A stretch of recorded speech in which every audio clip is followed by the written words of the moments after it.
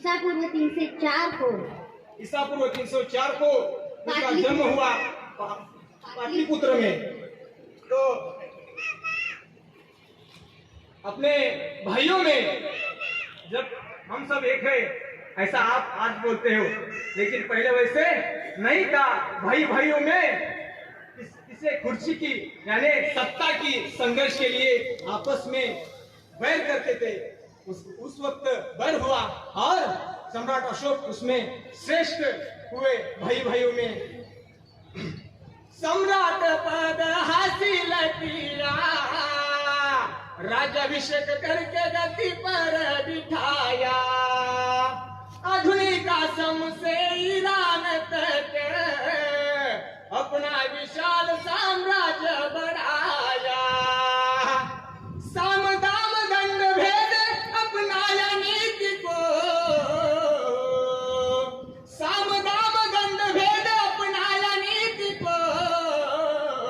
सम्राट अशोक की जय बोलो, भगवान बुद्ध की जय बोलो।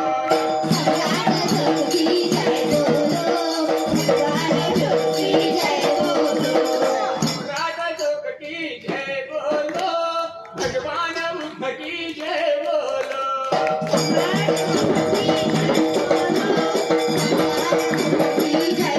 सम्राट अशोक ने गद्दी हासिल की, राज्याभिषेक करके गद्दी पे बैठ गए, सम्राट हुए और मगध के राजा बने और उत्तर से दक्षिण तक राज्य बढ़ाने लगे। राज्य बढ़ाते बढ़ाते उस वक्त दक्षिण का एक बड़ा राज्य था, उत्तर से दक्षिण तक राज्य बढ़ने लगा था। कलिंग उस वक्त का बड़ा राज्य था। मगध और कलिंग के बीच युद्ध हुआ, बड़ी बेरहमी से कत्लेआम हुआ।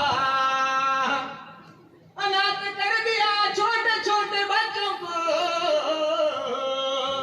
अनाथ कर दिया छोटे छोटे बच्चों को। सम्राट अशोक की जय